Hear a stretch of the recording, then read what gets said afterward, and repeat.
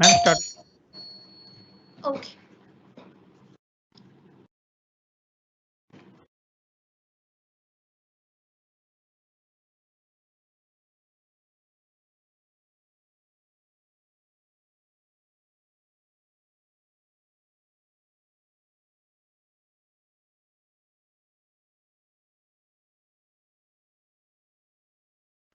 Hello, good morning students. I hope you all are doing good. Please join the class. I'll wait for 1 or 2 minutes for other people to join. Till then, आपको मेरा जो presentation है वो visible है?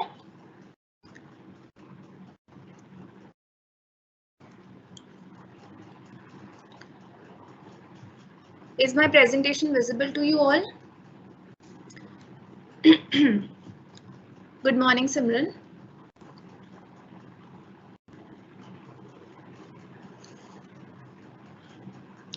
आज हम house property को almost खत्म कर देंगे. हमारे पास उसके रिगार्डिंग एक केस है which I think can come as a question. So I want everybody to join the class and please keep your notebooks and stationery ready for solving the question. I want you to solve this question. Okay? साथ साथ जो है आप solve करते जाना. I'll let you know कि आपको कैसे कैसे इसे सॉल्व करना है. टिल देन सबने लास्ट क्लास जो है अटेंड करी थी.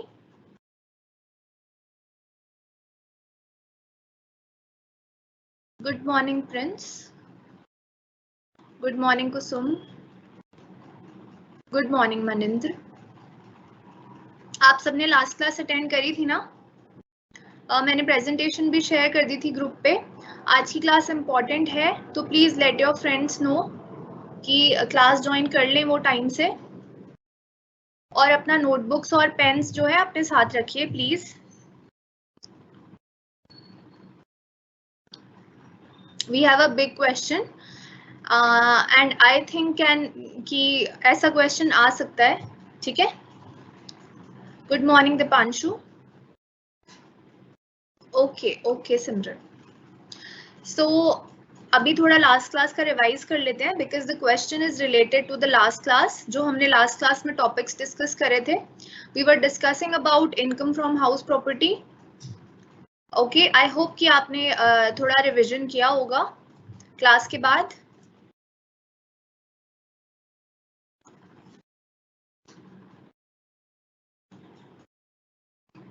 चलो तो लेट्स स्टार्ट.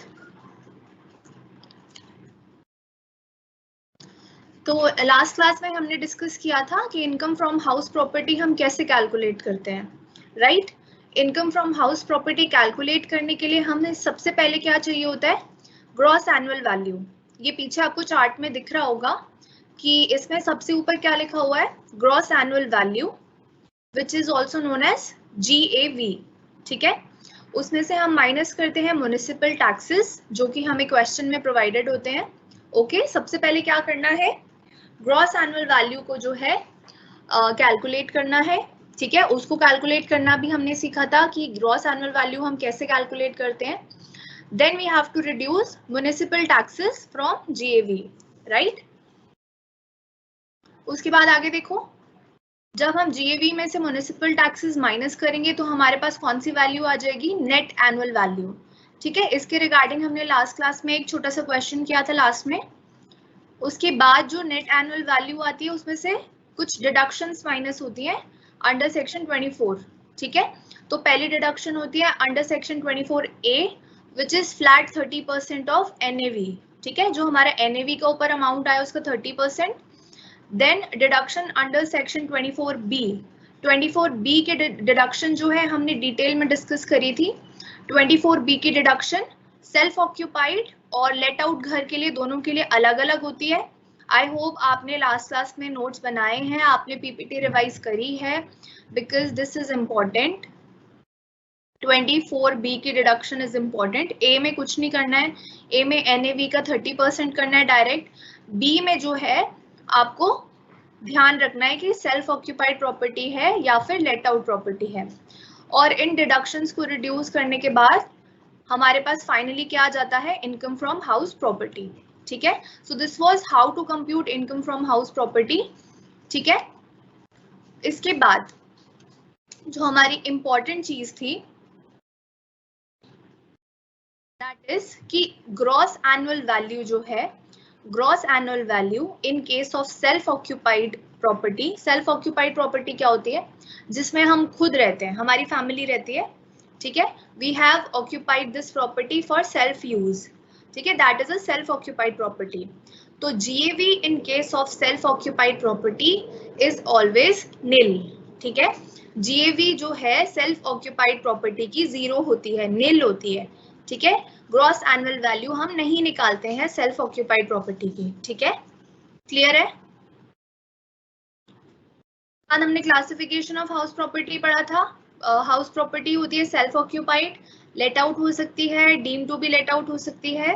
लेट आउट क्या होता है, जब हम किसी को रेंट पे वो प्रॉपर्टी रहने के लिए दे देते हैं। ठीक है, deem to be let out क्या होता था कि जब लॉ मान लेता है कि हमने ये प्रॉपर्टी जो है किसी को रहने के लिए दे रखी है। ठीक है, ये किस केस में मानेगा लॉ, जैसे हमारे पास 3 घर हैं। ठीक है, तो लॉ क्या बोलता है कि सेल्फ ऑक्यूपाइड यानी कि जो आप अपने पर्सनल यूज के लिए घर यूज कर रहे हैं वो मैक्सिमम कितने हो सकते हैं, सेल्फ ऑक्यूपाइड 2। ठीक है, this is mentioned in law कि आप मैक्सिमम सिर्फ 2 घर जो है सेल्फ ऑक्यूपाइड मान सकते हो। ठीक है, लेकिन सोच लो कि आपके पास 3 घर है, तो तीसरा घर अगर आपने किसी को लेट आउट नहीं किया है, किराए पर नहीं दिया है, रेंट पर अगर नहीं दिया है, तो लॉ उसको मान लेगा कि आपने क्या है, तीसरा घर लेट आउट किया हुआ है। ठीक है, so the term used for this house would be deemed to be let out, यानी कि लॉ ने मान लिया that you have put this house on rent. ठीक है, सो ये होता है deem to be let out. बाद हमने जो अभी पीछे सीखा ग्रॉस एनुअल वैल्यू, जो हमें हाउस प्रॉपर्टी की कैलकुलेशन में सबसे पहले चाहिए होता है। ग्रॉस एनुअल वैल्यू में कुछ टर्म्स हमारी यूज होती हैं। ठीक है, जिनके बारे में हमने लास्ट क्लास में डिस्कस किया था। एक्चुअल रेंट होता है, एक म्युनिसिपल वैल्यू होती है, फेयर रेंट होता है।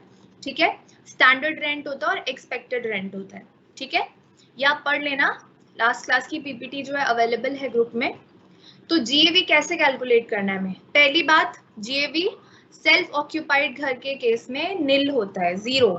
ठीक है, हमें कब जीएवी कैलकुलेट करना होगा, जब हमारा घर लेट आउट होगा या फिर deemed to be let out होगा। ठीक है, इतना क्लियर है।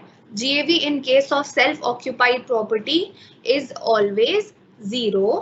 ठीक है, एंड जब हमारी प्रॉपर्टी जो है लेट आउट है या फिर deemed to be let out है, तो हमें जीएवी कैसे कैलकुलेट करना है वो अब हम सीखेंगे।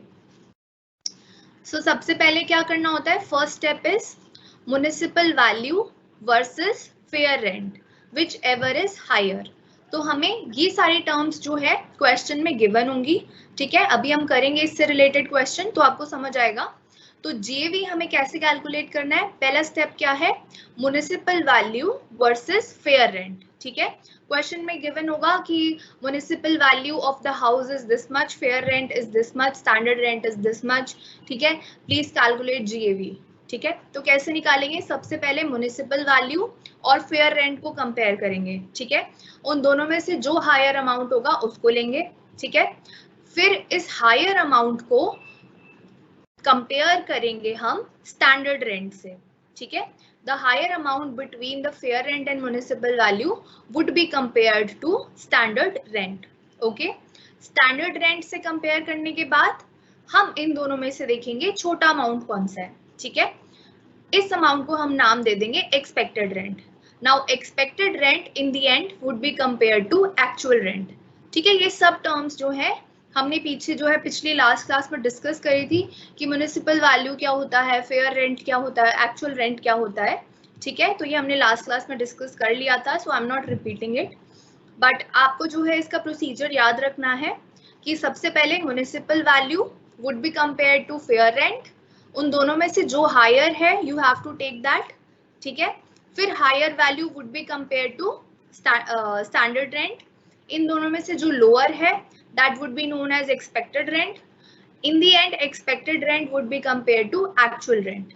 ठीक है, और इन दोनों में से अगर एक्चुअल रेंट बड़ा है तो जीएवी होगा एक्चुअल रेंट, अगर एक्चुअल रेंट छोटा है and this is because of vacancy तो जीएवी होगा एक्चुअल रेंट, और अगर कोई और रीजन है तो जीएवी होगा एक्सपेक्टेड रेंट.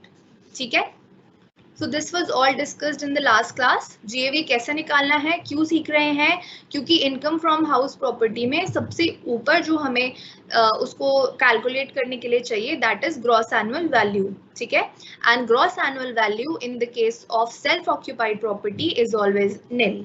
ठीक है, ये वाला प्रोसीजर आपको कब फॉलो करना है, when the property is let out और it is deemed to be let out. Okay, now the most important deduction in income from house property is under section 24B. ठीक है, 24B के deduction क्या बोलती है, ये हमें यूज आएगा भी क्वेश्चन में, इसको ध्यान से सुनना. वैसे हमने इसको पढ़ लिया था लास्ट क्लास में, but I am repeating it for you. सबसे पहले क्या दिमाग में रखना है कि if the property is let out और deemed to be let out, ठीक है, तो हमारा जो इंटरेस्ट ऑन बोरोड कैपिटल है वो हमें फुली डिडक्टेबल मिल जाएगा, उसकी फुल डिडक्शन मिल जाएगी. ठीक है, क्या मतलब है, सबसे पहले क्या याद रखना है, सेक्शन 24B की डिडक्शन किससे रिलेटेड है, interest on borrowed capital. Okay, what is interest on borrowed capital, आपने लोन लिया है घर खरीदने के लिए, घर को रेनोवेट करने के लिए, घर में आपको उसको कंस्ट्रक्ट करवाना है. ठीक है, आप लोन लेते हो बैंक से, घर को ऑक्यूपाई करने के लिए आप लोन लेते हो कि बना बनाया घर है आपको खरीदना है, तो आप बैंक के पास जाते हो और बोलते हो लोन दे दो. तो ये जो आप लोन ले रहे हो दैट इज बोरोड कैपिटल. ठीक है, इस लोन पे आपको इंटरेस्ट पे करना पड़ता है, कभी क्वार्टरली, कभी एनुअली, ठीक है, मंथली. तो बैंक का डिफरेंट क्राइटेरिया होता है. ठीक है, तो आप जो ये इंटरेस्ट पे कर रहे हो बोरोड कैपिटल पे, ठीक है, इसकी आपको डिडक्शन मिल जाती है. ठीक है, ये जो आपने लोन लिया इस पे जो आपको इंटरेस्ट देना पड़ रहा है बैंक को, तो इस इंटरेस्ट की आपको डिडक्शन मिल जाती है. ठीक है, क्योंकि आपने घर खरीदने के लिए लोन लिया है which is a genuine thing. आप क्या किसी बेकार की चीज में इन्वेस्ट कर रहे हो या फिर कोई ऐसी चीज में इन्वेस्ट कर रहे हो जो कि आपके लिए नेसेसरी नहीं है, ऐसा नहीं है. आप घर में इन्वेस्ट कर रहे हो, आपको घर की जरूरत है, तो लॉ क्या बोलता है कि जो आप इंटरेस्ट इस लोन पे कर रहे हो उसकी मैं आपको डिडक्शन दे दूंगा. ठीक है, जिससे कि आपका टैक्स क्या है, कम बनेगा. ठीक है, तो इतना क्लियर है सबसे पहले कि सेक्शन 24B की डिडक्शन किससे रिलेटेड है, इंटरेस्ट ऑन बोरोड कैपिटल. ठीक है, उसके बाद क्या बोलते हैं हमें कि अगर जो हमारी प्रॉपर्टी है, ठीक है, जिसके लिए हमने लोन लिया है वो लेट आउट है या deem to be let out है, तो interest on borrowed capital is fully allowed. यानी कि अगर आपका खर्चा होता है इंटरेस्ट का 5 लाख रुपए, ठीक है, 10 लाख रुपए एक साल का आप खर्चा कर रहे हो, जो भी आपका इंटरेस्ट पे खर्चा हो रहा है, और आपकी प्रॉपर्टी है लेट आउट यानी आपने रेंट पे दी है, या deem to be let out है, तो उस केस में ये फुल जो इंटरेस्ट का अमाउंट है that would be given to you as deduction. ठीक है, ये पूरा का पूरा आपको डिडक्शन मिल जाएगा. ठीक है, लेकिन अगर आपकी प्रॉपर्टी क्या है, सेल्फ ऑक्यूपाइड है, ठीक है, लेट आउट और deem to be let out समझ गए, उसमें जितना भी अमाउंट इंटरेस्ट में हमारा आएगा वो पूरा हमारा डिडक्टेबल होगा. ठीक है, उसकी डिडक्शन मिल जाएगी. लेकिन सेल्फ ऑक्यूपाइड के केस में ऐसा नहीं होता है. सेल्फ ऑक्यूपाइड में हमारी कंडीशंस होती हैं कुछ. पहला क्या होता है कि loan taken for repair, renewal और रिकंस्ट्रक्शन ऑफ हाउस, यानी कि आप नया घर नहीं खरीद रहे हो, आप एग्जिस्टिंग घर को रिपेयर करा रहे हो, उसको रेनोवेट करा रहे हो, कुछ रिन्यू करवा रहे हो. ठीक है, तो उस केस में आपको जो मैक्सिमम एक साल में डिडक्शन मिलती है दैट वुड बी 30,000. ठीक है, क्योंकि आप नया घर नहीं ले रहे हो, आप सिर्फ पुराने घर को रिन्यू करवा रहे हो, रेनोवेट करा रहे हो, तो maximum deduction available would be only 30,000 rupees.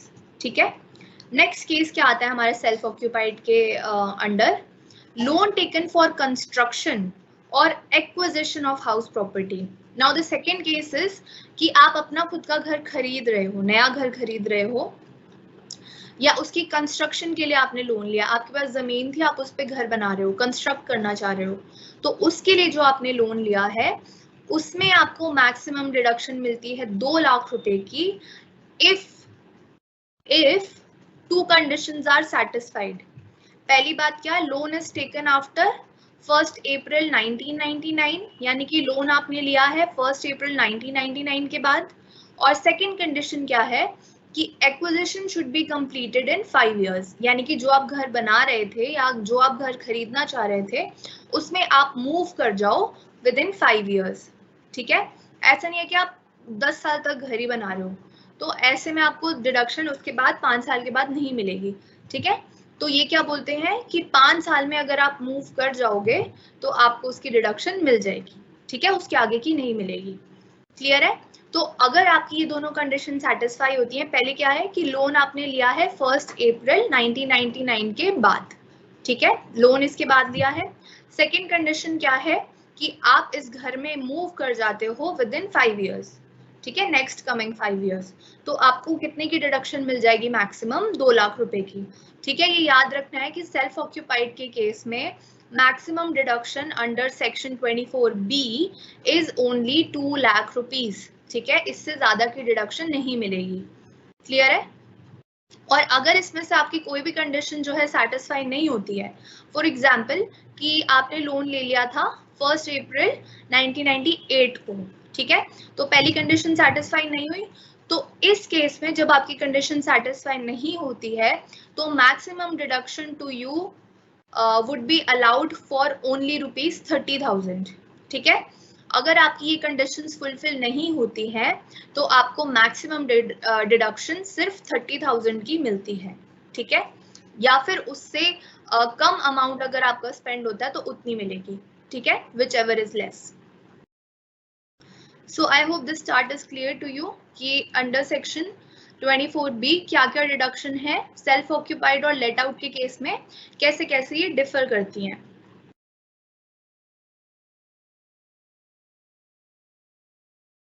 एक यहाँ पर मैंने कुछ केसेस डाले हुए हैं so that it could be made more clear to you कि आपको इंटरेस्ट ऑन बोरोड कैपिटल को कैसे समझना है 24B सेक्शन में।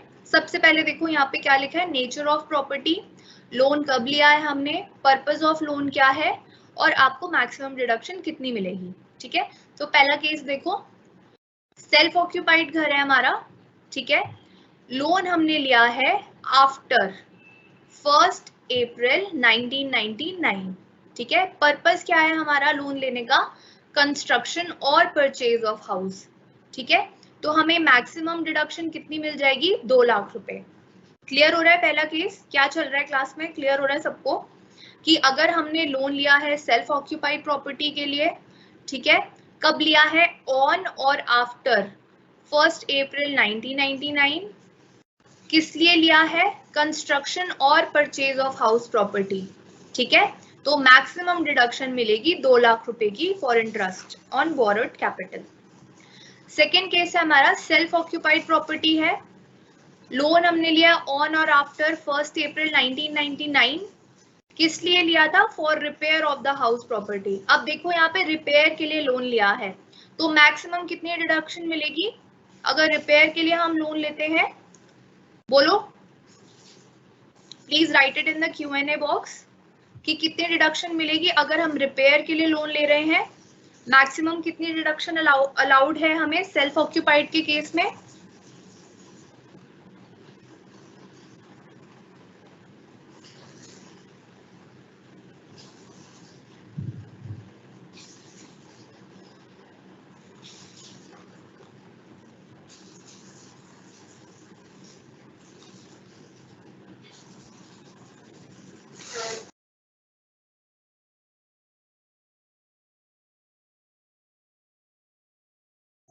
सिर्फ हमें मिलेगी, वेरी नाइस, सिर्फ हमें मिलेगी 30,000 की डिडक्शन। ठीक है, because we have taken the loan for repair.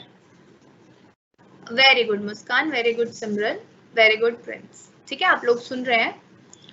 तो नेक्स्ट देखो, थर्ड केस जो है हमारा सेल्फ ऑक्यूपाइड प्रॉपर्टी है, लेकिन हमने लोन कब लिया है, बिफोर 1 अप्रैल 1999। ठीक है, और किस लिए लिया था, कंस्ट्रक्शन ऑफ हाउस प्रॉपर्टी। अब लोन तो कंस्ट्रक्शन के लिए लिया है, लेकिन कब लिया है? Before 1 April 1999। तो इस केस में मैक्सिमम डिडक्शन जो हमें मिल सकती है दैट इज ओनली फॉर ₹30,000। ठीक है, इतना क्लियर हो रहा है? यस, गुड बच्चों, आप लोग सुन रहे हैं। ये आपको काफी हेल्प करेंगे आगे केसेस। अब फोर्थ केस देखो, सेल्फ ऑक्यूपाइड घर है, ठीक है, लोन कब लिया है? Before 1 April 1999। किस लिए लिया था loan? Repair of the house. तो इसमें भी मैक्सिमम डिडक्शन जो हमें मिल सकती है दैट इज 30,000, क्योंकि एक तो हमारी ये कंडीशन सेटिस्फाई नहीं हो रही है कि आफ्टर जो है 1 अप्रैल 1999 लेना है। सेकेंड, हमारे ये भी सेटिस्फाई नहीं हो रहा है कि कंस्ट्रक्शन के लिए लिया है, क्योंकि इन्होंने लोन लिया है रिपेयर के लिए। तो इसीलिए मैक्सिमम डिडक्शन कितनी मिलेगी? सिर्फ 30,000 की। ठीक है, और लास्ट केस में देखो कि हमारा घर जो है लेट आउट है, यानी कि हमने रेंट पे दिया है, ठीक है, और लोन हमने कब लिया था? कभी भी लिया हो, चाहे 1 अप्रैल से पहले लिया हो, 1 अप्रैल के बाद लिया हो, ठीक है, लेट आउट के केस में आपने कभी भी लोन लिया है, ठीक है, और यहाँ पे आपने लोन लिया है कंस्ट्रक्शन और परचेज ऑफ हाउस प्रॉपर्टी, तो आपकी जो डिडक्शन होगी दैट हैज नो लिमिट। जो हमने सबसे पहले पढ़ा था उस चार्ट में कि इन the case of let out house or a deemed to be let out house, there is no maximum limit for deduction available. जितना आप इंटरेस्ट ऑन लोन पे खर्चा करते हो लेट आउट के केस में या deem to be let out के केस में, वो फुल्ली जो है आपको एज अ डिडक्शन मिल जाता है। ठीक है,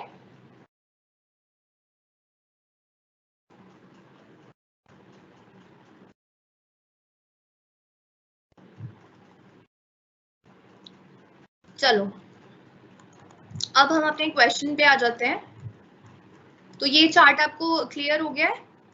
हमने इसको थोड़े केसेस की मदद से समझ लिया सो दैट आपको इसको जो है समझने में प्रॉब्लम ना हो। ठीक है, now there is one concept known as deemed owner. कि डीम्ड ओनर क्या होता है, मैंने आपको लास्ट क्लास में भी एक्सप्लेन किया था, छोटा सा है, फिर से सुन लो। कि जैसे कि हमारा जो हस्बैंड और वाइफ का रिलेशन है, उसमें अगर हस्बैंड जो है हाउस खरीद लेता है लेकिन अपने वाइफ के नाम पे खरीदता है, तो उसका ओनर जो है हस्बैंड को माना जाता है। ठीक है, पेपर्स पे तो वाइफ का नाम है कि वाइफ ओनर है, लेकिन लॉ बोलता है कि क्योंकि ये घर आपने खरीदा है, हस्बैंड ने खरीदा है, तो इस पे जो भी टैक्स बनता है वो हम आपसे लेंगे, तो आपको हम डीम्ड ओनर मान लेते हैं। ठीक है, क्योंकि हमने अपनी वाइफ के नाम पे ये घर जो है बिना किसी कंसिडरेशन के, यानी कि बिना किसी, हमने अपनी वाइफ से कोई पेमेंट नहीं लिया उस घर को उनके नाम करने के लिए। ठीक है, हमने उस घर को अपने पैसों से खरीदा, हस्बैंड ने खरीदा, लेकिन नाम कर दिया अपने वाइफ के।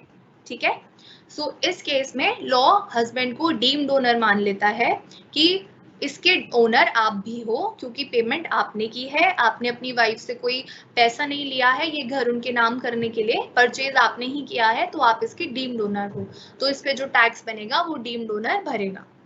ठीक है,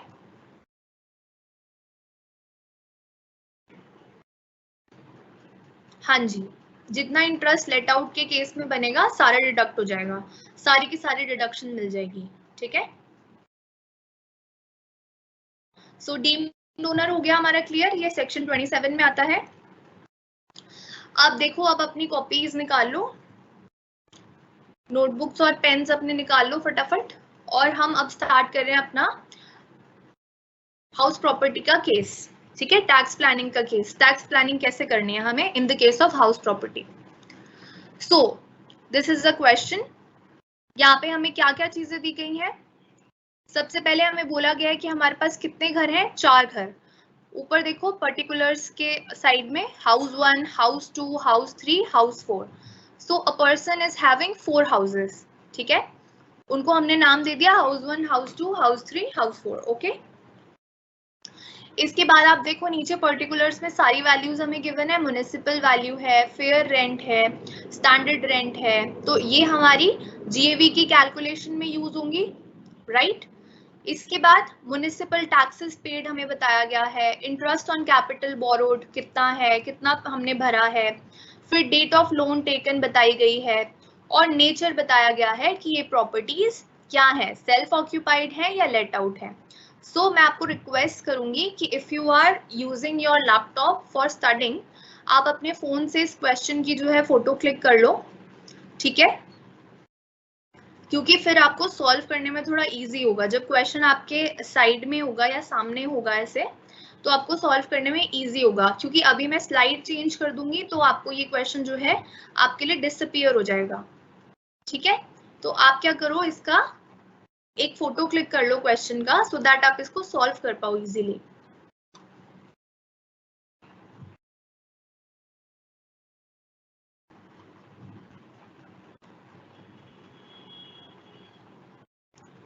या फिर let me do one thing, I will send it in group, just give me a second.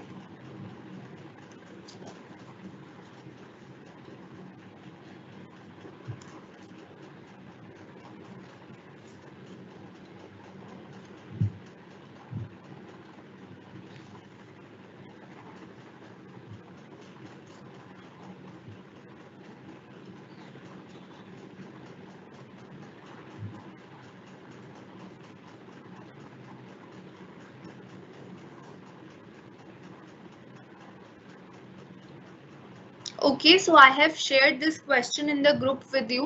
You can just open your group and just read out the question from there. ठीक है, इससे थोड़ा easy हो जाएगा आपको question solve करना। Now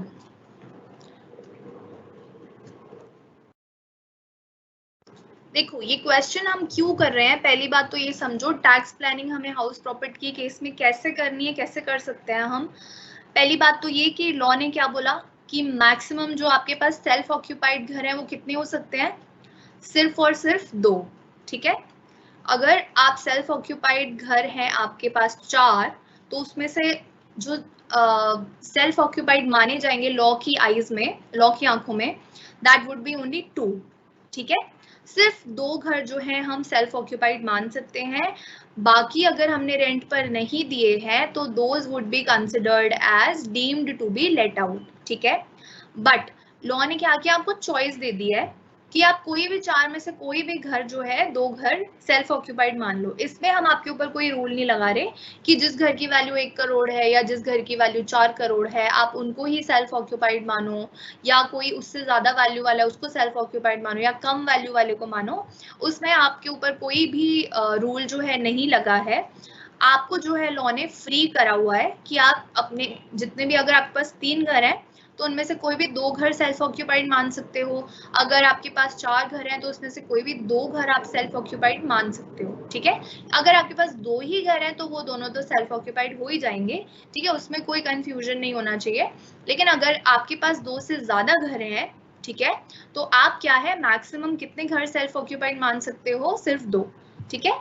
इस case में हमारे पास कितने घर हैं, 4 घर हैं, ठीक है। तो हमें प्लानिंग कैसे करनी है कि हम कौन से 2 घरों को सेल्फ ऑक्यूपाइड माने और कौन से 2 घर जो है लॉ को deemed to be let out मानने दें, जिससे हमारा टैक्स का अमाउंट क्या है, कम से कम बने, कि हमें कम से कम टैक्स पे करना पड़े, ठीक है। तो इसमें हमें क्या प्लानिंग करनी है कि कौन से 2 घर जो हैं हम सेल्फ ऑक्यूपाइड मानेंगे, ठीक है, कैसे सॉल्व करेंगे हम ये, ठीक है। तो इतना क्लियर है कि केस हम ये क्यों पढ़ रहे हैं, क्योंकि हमें पता लगाना है कि कौन से 2 घरों को हम सेल्फ ऑक्यूपाइड माने, क्योंकि ये हमारे ऊपर है कि हम किन्हीं भी 2 घर को सेल्फ ऑक्यूपाइड मान सकते हैं अगर हमारे पास 2 से ज्यादा घर है, ठीक है। तो इस केस में house 1, house 2 and house 3 and house 4, we have 4 houses, ठीक है। इन सबकी वैल्यूज जो हमें गिवन है, municipal value, fair rent, standard rent, इनसे हम निकालते हैं सबसे पहले ग्रॉस एनुअल वैल्यू, ठीक है। तो ग्रॉस एनुअल वैल्यू सबको निकालना याद है, कैसे निकालते थे ग्रॉस एनुअल वैल्यू, सबसे पहले municipal value versus fair rent, whichever is higher, then the higher amount would be compared to standard rent, whichever is lower, then this lower amount would be known as expected rent, which would be compared to actual rent। तो यहाँ पे आप देखोगे आपको actual rent जो है दिया ही नहीं है, तो आपको ऊपर की कंडीशंस ही अपनी फुलफिल करनी है, ठीक है। So the first condition is What is the first condition? Municipal value versus fair rent, whichever is higher, right? उसके बाद second condition क्या है? ये higher value would be compared to standard rent, whichever is lower. ठीक है? Okay, सिमरन ने calculate भी कर लिया है. I hope you have taken out your notebooks for calculation. फटाफट जो है GAV calculate करना शुरू कर दो. और याद क्या रखना है? GAV in case of self-occupied property is nil. ठीक है?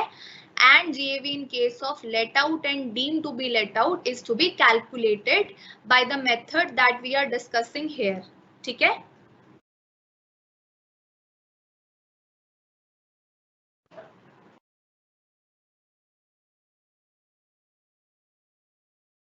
अब आगे सुनो.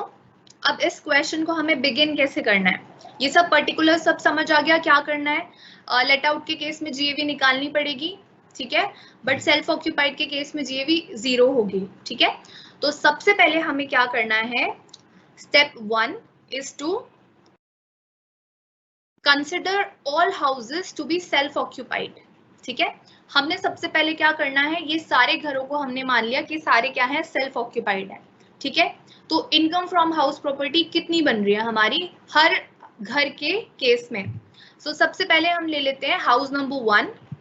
If it is considered to be self occupied, so house number 1 GAV हो जाएगा नील क्योंकि सेल्फ ऑक्यूपाइड है. Let me take a pen for you.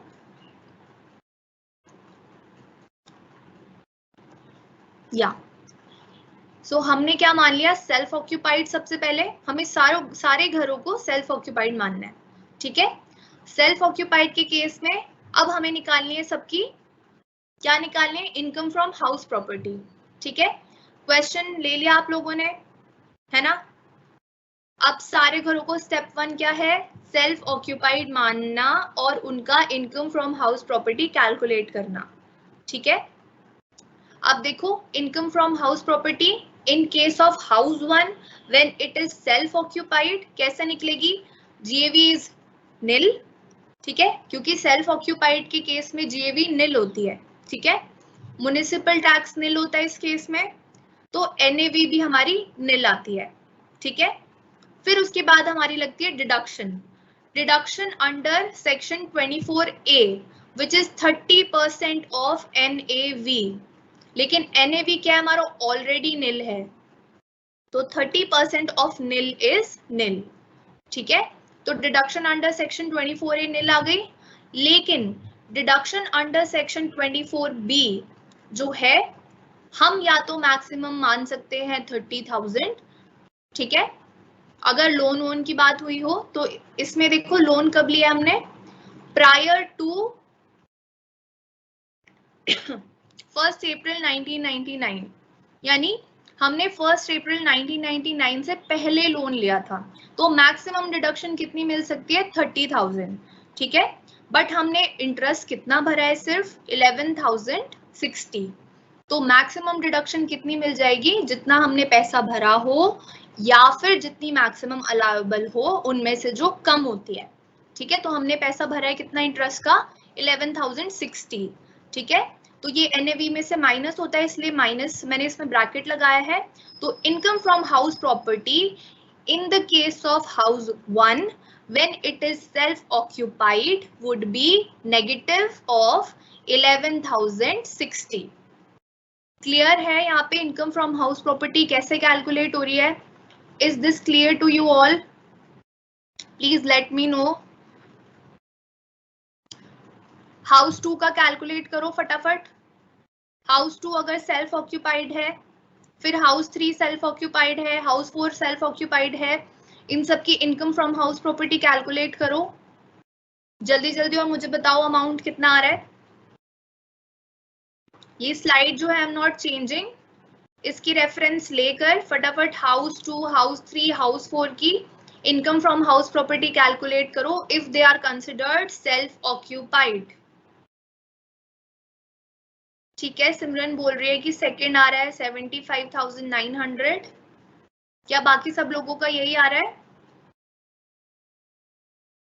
जल्दी जल्दी कैलकुलेट करिए. Self occupied is a very easy one. GAV nil है, municipal taxes नील मानते हैं हम, जिससे एनएवी नील आती है। 30% डिडक्शन कैलकुलेट करेंगे तो नील आएगी। 24B के डिडक्शन में दिमाग लगाना है सिर्फ।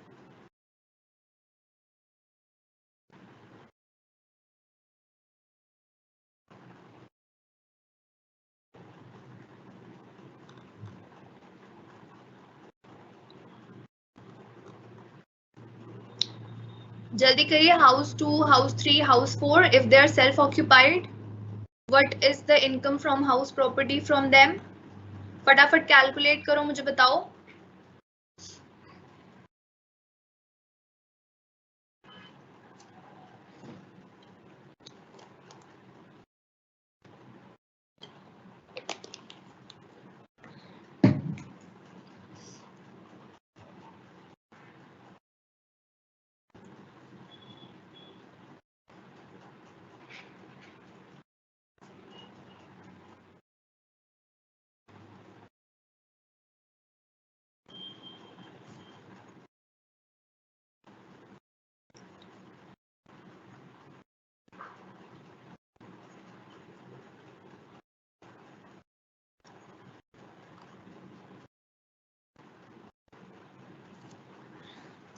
कर रहे हैं बच्चे कैलकुलेट? ओके, मुस्कान का आंसर आ गया है। Muskan and Simran, this is negative of 75,900 because you are reducing this amount from the NAV amount. ठीक है, डिडक्शन मिल रही है तो नेगेटिव में होती है। ठीक है, सिमरन बोल रही है हाउस 3 का 54,090 आ रहा है। अच्छा, ओके प्रिंस, ये नेगेटिव है अमाउंट, नेगेटिव लिखो इसे।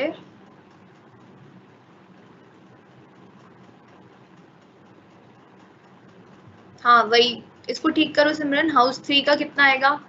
हाउस 4 फटाफट कैलकुलेट करो।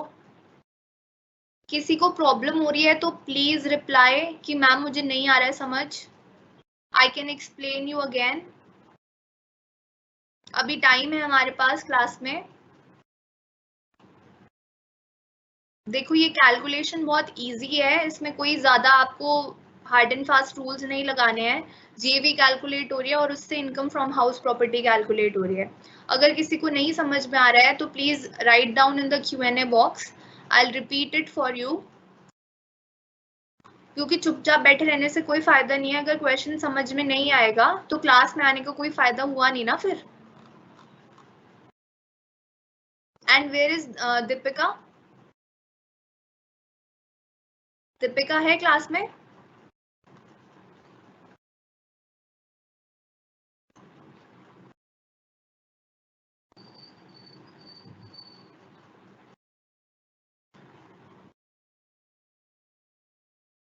No Prachi, this is wrong.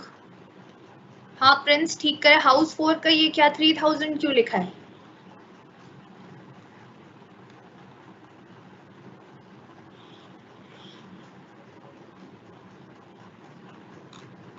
चलो कुछ बच्चों को समझ में आ गया है, तो आगे वाले हाउसेस हम देख लेते हैं कैसे हमें कैलकुलेट करना है। देखो नेक्स्ट केस में क्या है, जीएवी कितनी होगी हमारी? नील होगी, right, because the property is self occupied. Yes Simran, that is correct. अब देखो नेगेटिव आ रही है, सब याद रखना नेगेटिव आ रही है। हाँ जीएवी सबसे पहले नील होगी, ठीक है, म्युनिसिपल टैक्सेस नील होंगे, एनएवी नील होगी। अब बच्चे हाउस 3 की बात कर रहे हैं। हाउस 3 में क्या है देखो, सबसे पहले क्या कंडीशंस होती थी कुछ सेल्फ ऑक्यूपाइड में? लोन कब लेना है? After 1 April 1999। ठीक है, हाउस 3 में लोन देखो कब लिया है? प्रायर टू 1 अप्रैल 1999, यानी उसने लोन ले लिया 1 अप्रैल 1999 से पहले ही। तो मैक्सिमम डिडक्शन कितनी मिलेगी? सिर्फ और सिर्फ 30,000 की।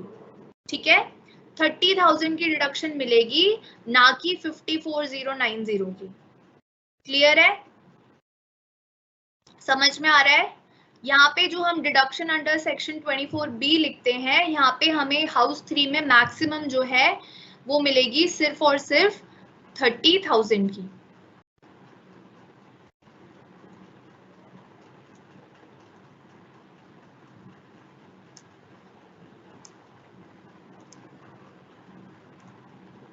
समझ में आ रहा है क्यों मिल रही है 30,000 की deduction? Because the loan is taken before 1 April 1999। ठीक है, हाँ okay Prince, okay. So clear, this is clear to you. House 3 में क्या किया है?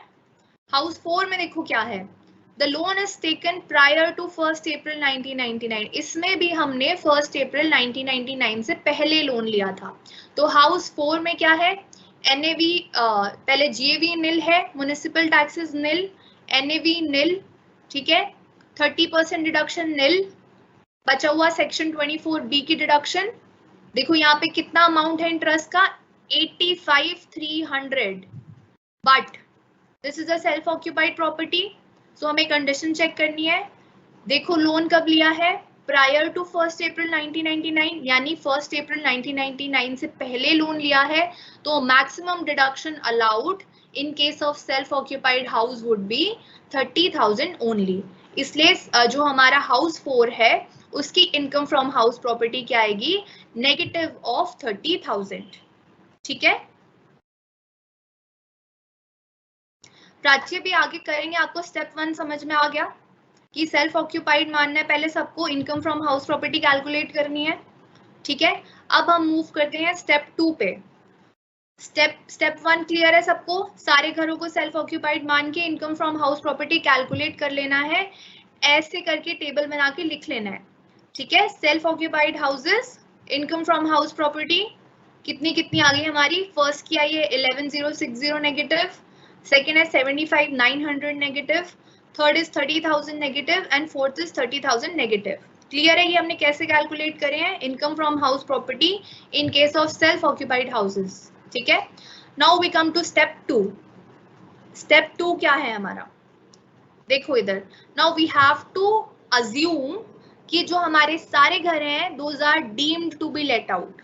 ठीक है, अब हमें सारे घरों को deem to be let out मानना है। ठीक है, स्टेप 2 में क्या करना है, you have to consider all houses to be deemed to be let out.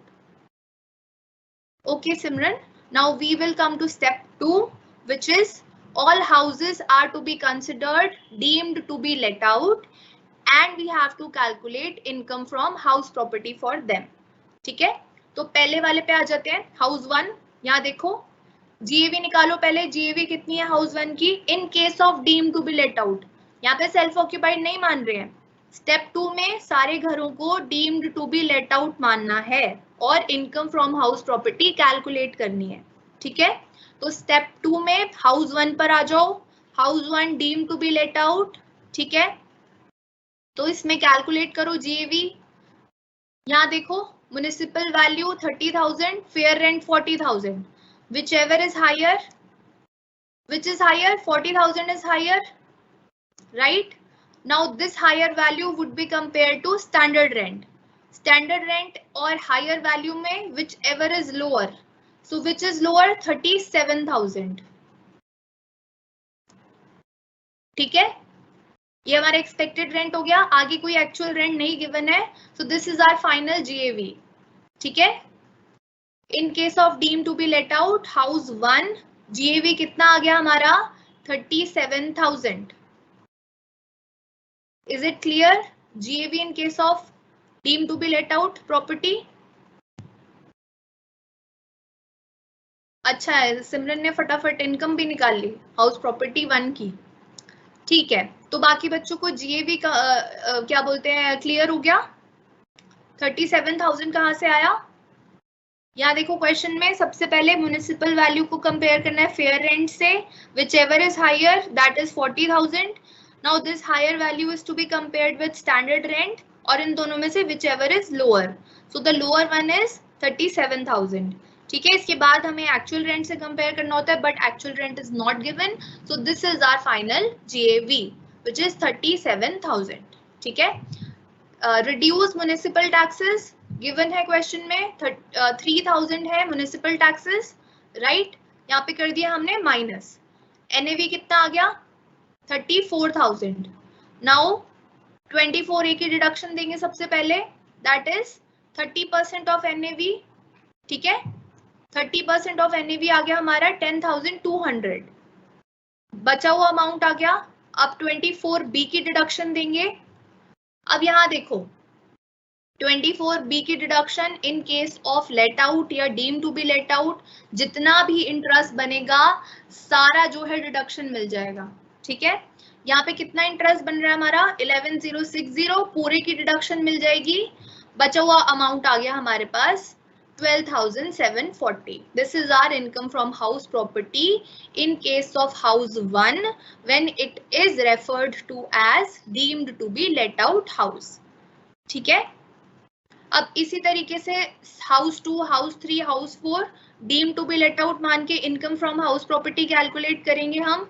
चलो फटाफट शुरू हो जाओ। हाउस 2 पे आ जाओ। अब हाउस 2 की हमारी कितनी होगी जीएवी सबसे पहले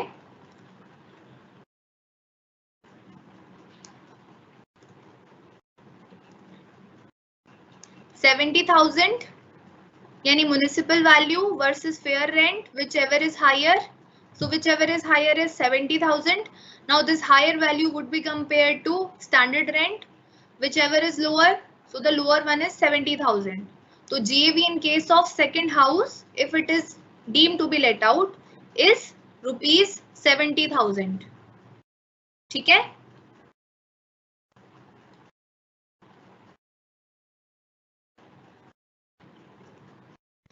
क्लियर हो रहा है सबको? उसके बाद म्युनिसिपल टैक्सेस माइनस करेंगे 16,000। ठीक है, एनएवी आ जाएगा हमारे पास। देखो यहाँ पे एनएवी आ गया हमारा 54,000। इसमें से deduction 30% of NAV, the amount which will come here would be 37,800। उसके बाद डिडक्शन अंडर सेक्शन, यहाँ पे मैंने कुछ टाइपिंग एरर करा हुआ है, इसको इग्नोर करना। Deduction under section 24B is 75,900, क्योंकि क्वेश्चन में हमें बोला था कि 75,900 जो है ये हमारा क्या है इंटरेस्ट ऑन बोरोड कैपिटल, और इन case of deemed to be let out or let out property, whole amount which is considered as interest on borrowed capital is available as deduction. ठीक है, तो सारा का सारा अमाउंट हमें डिडक्शन मिल गया और we are left with 38,100. ठीक है,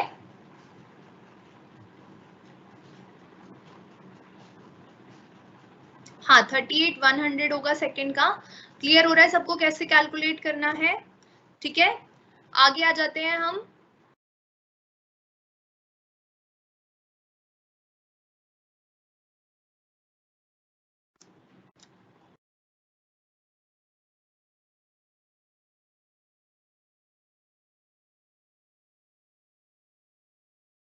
ये हाउस 2 हो गया था हमारा, हाउस 3 है यहाँ पे। हाउस 3 का आना चाहिए 7190 और हाउस 4 का आना चाहिए 68,500 नेगेटिव।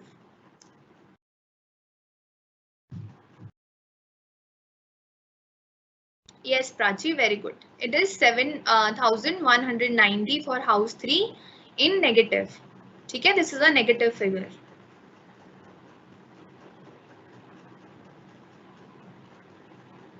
और हाउस 4 का हमारा कितना आ रहा है 68,500 इन नेगेटिव।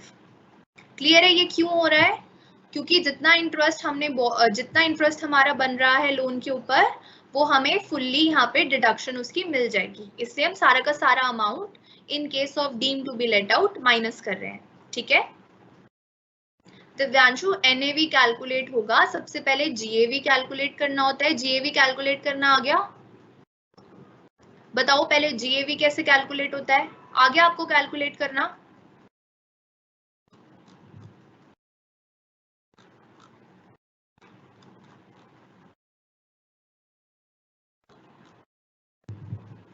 फटाफट यस और नो बोलो, अगर नहीं आया है तो I will explain it again. ये बेसिक है सब, ये सब इनकम टैक्स से रिलेटेड है, हमें आगे सीखना है प्लानिंग के लिए।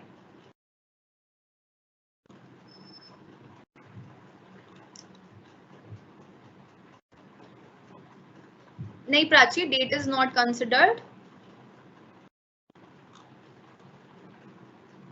सेल्फ ऑक्यूपाइड के केस में debt is considered, but let out के केस में debt is not considered. Yes Prince, very nice. House 4 का आ रहा है 68,500। So I hope everybody is clear with this कि कैसे हमने इनकम फ्रॉम हाउस प्रॉपर्टी सारे हाउसेस की कैलकुलेट करी है, ठीक है, if they are considered to be deemed to be let out. ठीक है सिमरन, यहाँ पे मैंने कैलकुलेट करा हुआ है आपके लिए, आप देख लो आप क्या गलती कर रहे हो। ठीक है, यहाँ पे पूरी कैलकुलेशन करी है मैंने हाउस 4 की, स्क्रीन पे दिख रही होगी आपको। ठीक है दिव्यांशु, आपको जीएवी कैलकुलेट करना आ गया, उसमें से आपको क्या माइनस करना है, म्युनिसिपल टैक्सेस। ठीक है, म्युनिसिपल टैक्सेस हमें क्वेश्चन में गिवन होते हैं, तो जब आप जीएवी में से म्युनिसिपल टैक्सेस को माइनस करते हो तो आपके पास आ जाता है NAV, that is net annual value. ठीक है,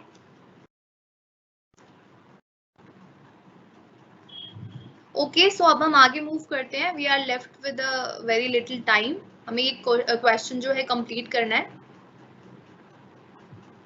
हाँ महेंद्र, महेंद्र ओके, पॉजिटिव आया तो है फर्स्ट वाले हाउस में।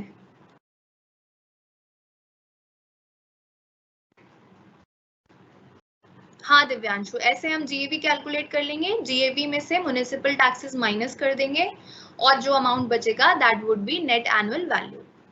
अब चलो ये हमारे सारे जो है इनकम फ्रॉम हाउस प्रॉपर्टी आ गया, if the houses are considered to be deemed to be let out.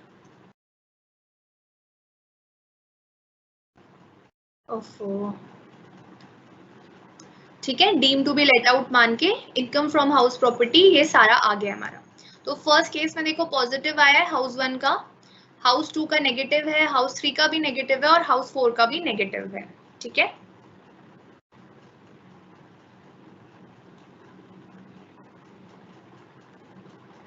Step 2 clear है। स्टेप 1 में सारे हाउसेस को सेल्फ ऑक्यूपाइड मान के income from house property calculate किया, स्टेप 2 में सारे हाउसेस को deem to be let out मान के हाउस प्रॉपर्टी कैलकुलेट करी है। अब स्टेप 3 पे आ जाओ, स्टेप 3 पे पेयर्स बनाने अब हमें, this is how we have to plan. ठीक है, स्टेप 3 में देखो ऑप्शन 1 देखो यहाँ पे सिर्फ 2 घरों को हम मान सकते हैं सेल्फ ऑक्यूपाइड, तो हमने पहले क्या किया, हाउस 1 और हाउस 2 को क्या मान लिया, सेल्फ ऑक्यूपाइड, और बाकी 2 बच्चे हो गए deem to be let out. ठीक है, ऑप्शन 2 बनाया हमने कि हम पहले को deem to be let out मान लेते हैं और सेकेंड और थर्ड को सेल्फ ऑक्यूपाइड मान लेते हैं और फोर्थ को deem to be let out मान लेंगे। ठीक है, ऐसे पेयर्स बनाने आपको। ऑप्शन 3 में हमने क्या किया, फर्स्ट को सेल्फ ऑक्यूपाइड मान लिया और थर्ड को सेल्फ ऑक्यूपाइड मान लिया, बाकी बचे हुए deem to be let out हो गए। ठीक है, ऑप्शन 4 में क्या किया, फर्स्ट को सेल्फ ऑक्यूपाइड मान लिया और लास्ट को सेल्फ ऑक्यूपाइड मान लिया, रिपीट नहीं करना है।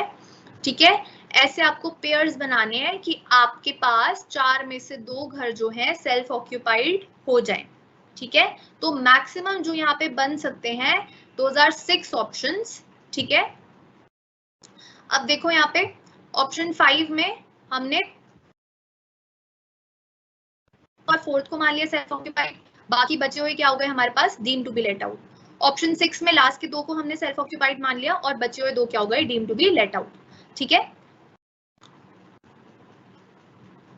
क्लियर है, ऐसे हमें इनके पेयर्स बनाने होंगे। ये ऑप्शन हमने क्यों लिखे हैं, बिकॉज हम सिर्फ 2 घरों को सेल्फ ऑक्यूपाइड मान सकते हैं अंडर इनकम टैक्स एक्ट। ठीक है, लेकिन हमारे पास 4 घर हैं इस क्वेश्चन में, इसीलिए हमें ऐसे पेयर्स बनाने पड़ रहे हैं। ठीक है, तो पहले हमने क्या किया, फर्स्ट 2 को सेल्फ ऑक्यूपाइड मान लिया, फिर सेकेंड और थर्ड को सेल्फ ऑक्यूपाइड मान लिया, फिर हमने थर्ड और फर्स्ट को फिर हमने फर्स्ट और थर्ड को मान लिया सेल्फ ऑक्यूपाइड, फिर हमने फर्स्ट और फोर्थ को सेल्फ ऑक्यूपाइड मान लिया, फर्स्ट और थर्ड को सेकंड और फोर्थ को सेल्फ ऑक्यूपाइड मान लिया और लास्ट के दो को सेल्फ ऑक्यूपाइड मान लिया. सो बच्चों ये deem to be let out हो गए. ठीक है. So we have developed pairs. ठीक है.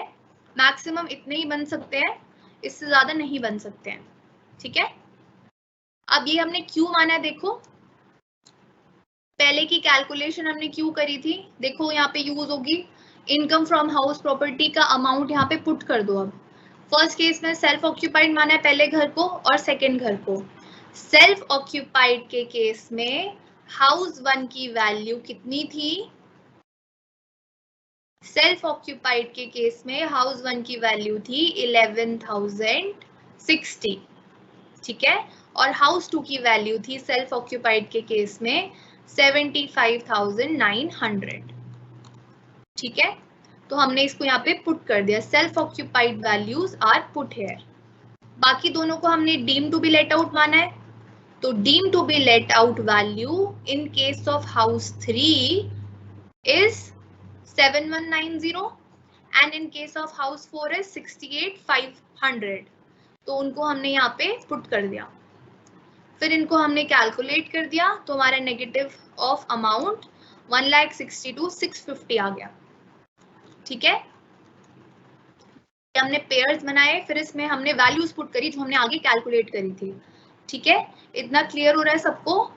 ऐसे ही जो हमने सारे पेयर्स बनाए थे इन सब में हमने वैल्यूज पुट कर दी आगे वाली वैल्यूज को यूज करके, और इनको जब हमने लास्ट में टोटल किया तो हमारे पास ये वाली नीचे जो हमें गिवन वैल्यूज हैं ये सारी की सारी ये हमारे पास आ गई.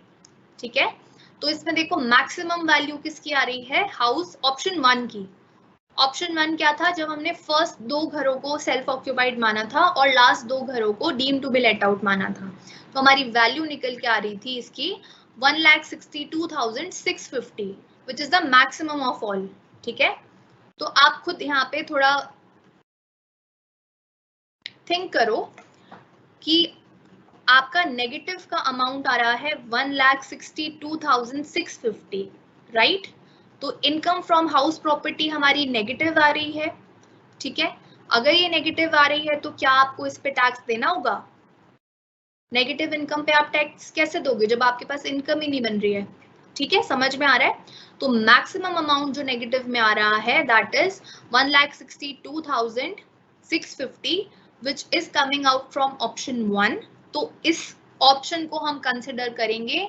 हम क्या करेंगे, फर्स्ट ऊपर के जो फर्स्ट एंड सेकंड हाउस है उसको हम मानेंगे, क्या मानेंगे, self occupied.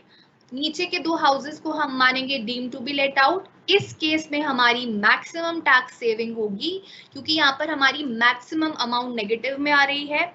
This amount is in negative, तो हमारा टैक्स जो है यहाँ पे सबसे कम बनेगा. ठीक है.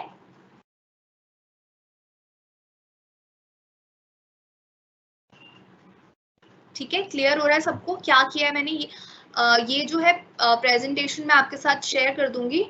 ठीक है. माय क्लास का टाइम जो है ऑलमोस्ट ओवर होने वाला है. सो ये इसमें आपको मेन क्या ध्यान रखना है, सबसे पहले स्टेप 1 इज सारे हाउसेस को सेल्फ ऑक्यूपाइड मान लो. स्टेप 2 इज सारे हाउसेस को deem to be let out मान लो. स्टेप 3 इज पेयर्स बना लो कि आप क्या क्या ऑप्शन जो है यूज कर सकते हो. यहाँ पे 4 घर थे इसलिए हमारे इतने सारे ऑप्शंस बने हैं. ठीक है. तो आप देखो फर्स्ट ऑप्शन में हम मैक्सिमम हम दो घरों को सेल्फ ऑक्यूपाइड मान सकते हैं.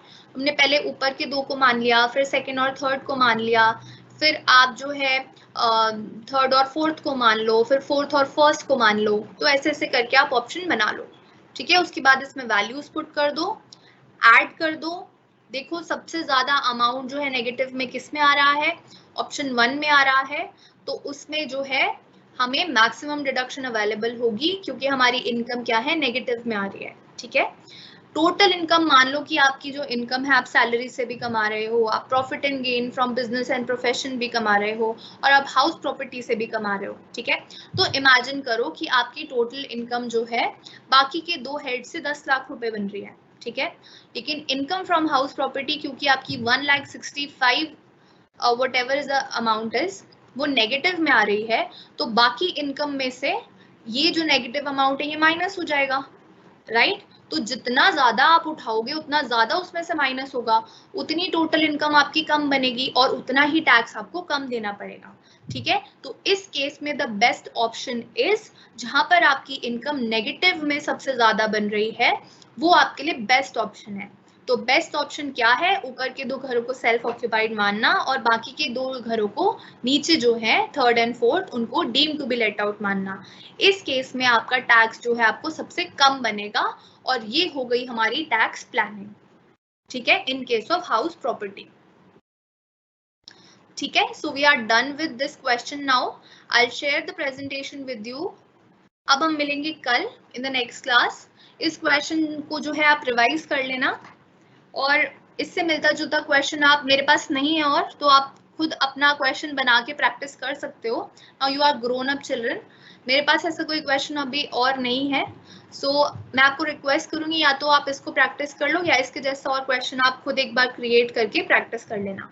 ठीक है, tomorrow we will discuss about income from profits and gains from business and profession. तो हम ये वाला पीजीबीपी वाला हेड जो है कल स्टार्ट करेंगे। तो I just request you all to please join the classes because we are only left with now I guess 4 to 5 classes. So अब हम मिलते हैं कल और तब तक आप इसको प्रैक्टिस करो। I'll share the presentation with you. ठीक है, चलो, till then take care and bye bye.